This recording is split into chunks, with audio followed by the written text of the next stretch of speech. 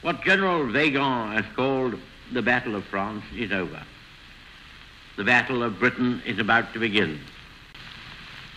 Let us therefore brace ourselves to our duty, and so bear ourselves that if the British Empire and its commonwealths last for 1,000 years, men will still say, this was their finest hour. When Napoleon lay at Boulogne for a year with his flat-bottom boats and his grand army, he was told by someone, there are bitter weeds in England. There are certainly a great many more of them since the British Expeditionary Force returned. Sir, I have myself full confidence that if all do their duty, if nothing is neglected, and if the best arrangements are made, as they are being made, we shall prove ourselves once more able to defend our island home, to ride out the storm of war, and to outlive the menace of tyranny, if necessary for years, if necessary alone. At any rate, that is what we are going to try to do. That is the resolve of His Majesty's government, every man of them. That is the will of Parliament and the nation. The British Empire and the French Republic, linked together in their cause and in their need, will defend to the death their native soil, aiding each other like good comrades to the utmost of their strength. We shall go on to the end. We shall fight in France. We shall fight on the seas and oceans. We shall fight with growing confidence and growing strength in the air. We shall defend our island, whatever the cost may be. We shall fight on the beaches. We shall fight on the landing grounds. We shall fight in the fields and in the streets. We shall fight in the hills. We shall never surrender.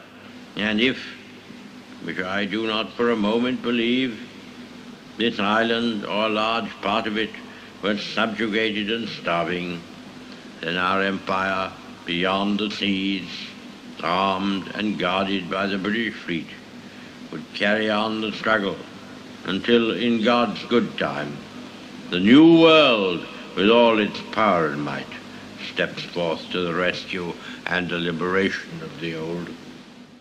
As to whether a convention should be entered into to stop the bombing of all cities, an overwhelming majority would cry, no, we will mete out to the Germans the measure, and more than the measure, they have meted out to us.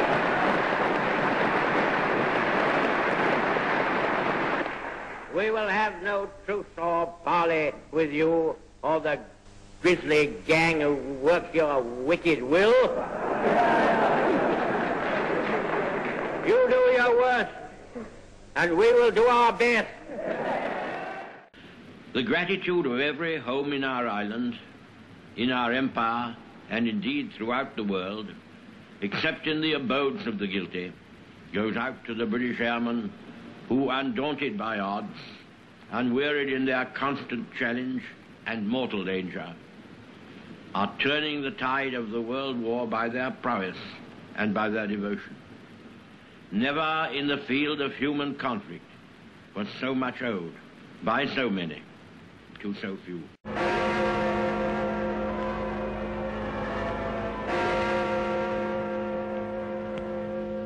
Yesterday morning at 2:41 a.m. at General Eisenhower's headquarters, General Jodl, the representative of the German High Command, and of Grand Admiral Dönitz, the designated head of the German state, signed the act of unconditional surrender of all German land, sea, and air forces in Europe to the Allied Expeditionary Forces and simultaneously to the Soviet High Command. Today is Victory in Europe Day. Tomorrow will also be Victory in Europe Day.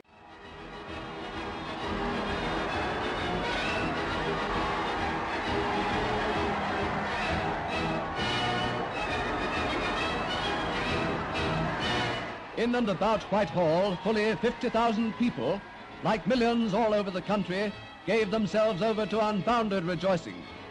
If anybody still believed that we didn't know how to enjoy ourselves, these victory days disproved them once and for all.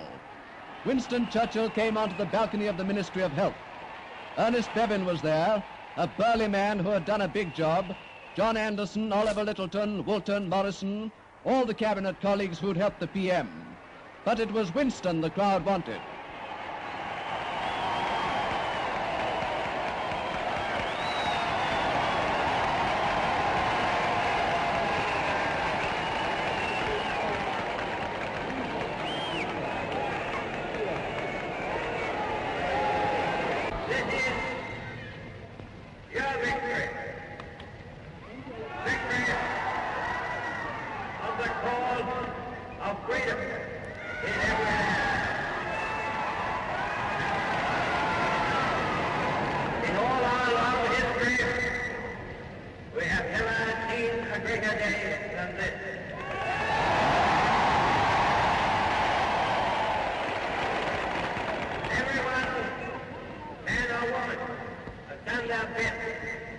Everyone has tried, none of this, neither the long years, nor the dangers, nor the fierce attacks of the enemy have in any way weakened the unbending resolve of the British nation.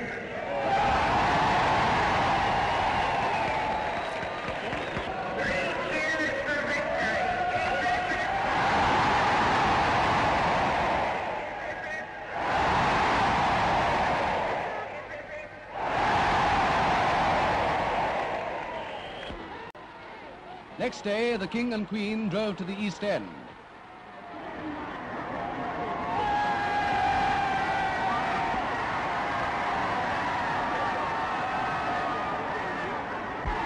Of all bomb-scarred London, the East End was hit worst. They were never down in the dumps, these big-hearted folk. Now they were in real East End high spirits. The only kind of spirits they can afford nowadays, or the rest of us for that matter.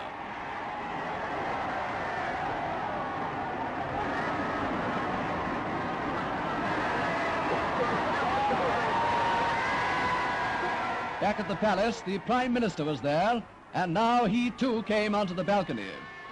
At that moment, we remembered that by a little less than a miracle, Britain had saved herself by her exertions and the world by her example. The family of nations, of which His Majesty is the head, has held together. Our enemies are in the dust. Let joy be unconfined.